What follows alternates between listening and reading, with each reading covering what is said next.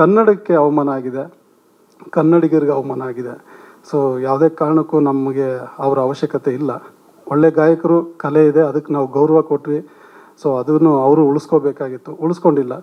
So ಅದನ್ನು ನಾವು ಧಿಕ್ಕರಿಸೋಣ ಅಂತ ಹೇಳಿ ಈಗ ನಮ್ಮ ಚಿತ್ರದಲ್ಲಿ ಸೋನು ನಿಗಮ್ ಹಾಡಿರೋ ಹಾಡನ್ನು ತೆಗೆದಾಕ್ತಿದ್ದೀವಿ.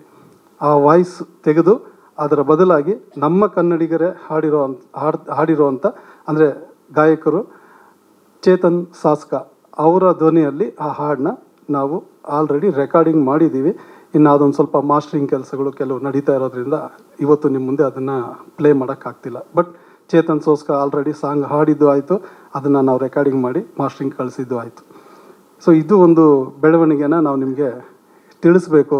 ಯಾಕೆಂದರೆ ನಾಳೆ ಸಿನಿಮಾ 23ಕ್ಕೆ ರಿಲೀಸ್ ಆಗ್ತಾ ಇರೋದ್ರಿಂದ ನಿರ್ಮಾಪಕರು ಆ ಚಿತ್ರದ ಪ್ರಚಾರಕ್ಕೆ ಎಷ್ಟೆಲ್ಲ ಹಣ ಖರ್ಚು ಮಾಡಬೇಕು, ಬುದ್ಧಿ ಖರ್ಚು ಮಾಡಬೇಕು, ಟೈಮ್ ಸ್ಪೆಂಡ್ ಮಾಡಬೇಕು, ಎಲ್ಲವನ್ನು ಮಾಡಿ ಒಂದು ಸಿನಿಮಾನ ನಿಲ್ಲಿಸೋದಕ್ಕೆ, ಗೆಲ್ಲಿಸೋದಕ್ಕೆ ಅವರ ಒಂದು ನಾವು ಶೂಟಿಂಗ್ ಟೈಮಲ್ಲಿ ಎಷ್ಟು ಕಷ್ಟಪಟ್ಟು ಅದರ ಡಬಲ್ ಕಷ್ಟ ಇವಾಗ ಅವರು ಪ್ರಚಾರದಲ್ಲಿ ಮಾಡ್ತಾ ಇದ್ದಾರೆ.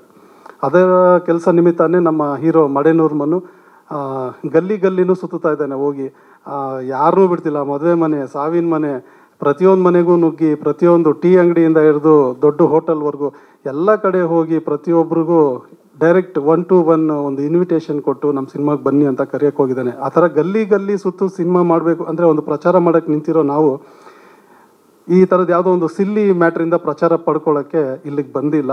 ಒಂದು ನಾನು ನಿಮಗೆ ಕನ್ವೆ ಮಾಡಬೇಕು ಅಂತ ಹೇಳ್ತಾ ಇದ್ದೀನಿ. ಅಂದರೆ ಜನ ಯಾರೋ ಕೆಲವ್ರು ಮಾತಾಡ್ಕೊಂಡಿದ್ದು ನಮ್ಮ ಕಿವಿಗೆ ಬಿತ್ತು, ಓ ಸೋನು ನಿಗಮ್ ನಿಮ್ಮ ಸಿನಿಮಾದಲ್ಲಿ ಆಡಿದ್ದಾರೆ, ಇವಾಗ ಅದನ್ನು ಪ್ರಚಾರಕ್ಕೆ ನೀವು ಬೇರೆ ಥರ ಬಳಸ್ಕೊಂಡ್ಬಿಡ್ಬೋದು. ಯಾವುದೇ ಕಾರಣಕ್ಕೂ ಆ ಪ್ರಚಾರದ ಮನಸ್ಥಿತಿ ಇಟ್ಕೊಂಡು ಇಲ್ಲಿ ನಾವು ಕುಂತಿಲ್ಲ. ಕನ್ನಡದ ಪರವಾಗಿ, ಕನ್ನಡಿಗರ ಪರವಾಗಿ ನಮ್ಮ ಸಿನಿಮಾ ಕನ್ನಡ ಸಿನಿಮಾ, ಅದಕ್ಕೆ ಧಕ್ಕೆ ಆಗಿದೆ ಅವರಿಂದ. ಅದು ನಾವು ಅದನ್ನು ಉಳಿಸ್ಕೊಳ್ಳೋದು ಬೇಡ. ನಾಳೆ ಸಿನಿಮಾ ರಿಲೀಸ್ ಆದಾಗ ಥಿಯೇಟ್ರಿಗೆ ಬರೋ ಜನ ಸೋನು ನಿಗಮ್ ಹಾಡಿರೋ ಸಾಂಗ್ ಇದೆ ಅಮ್ಮ, ಈ ಸಿನಿಮಾ ನೋಡೋದೇ ಬೇಡ ಅಂದ್ಬಿಟ್ರೆ ನಾವೆಲ್ಲ ಇಷ್ಟು ಕಷ್ಟಪಟ್ಟು ಮಾಡಿರೋ ಸಿನಿಮಾ, ಕನ್ನಡಿಗರ ಸಿನಿಮಾ, ಅವನು ಯಾರೋ ಮಾಡಿದ ತಪ್ಪಿಂದ ನಾವೆಲ್ಲ ಅದಕ್ಕೆ ಶಿಕ್ಷೆ ಅನುಭವಿಸ್ಬೇಕಾ? ಕನ್ನಡ ಸಿನಿಮಾ ಅದಕ್ಕೆ ಬಲಿ ಆಗಬೇಕಾ?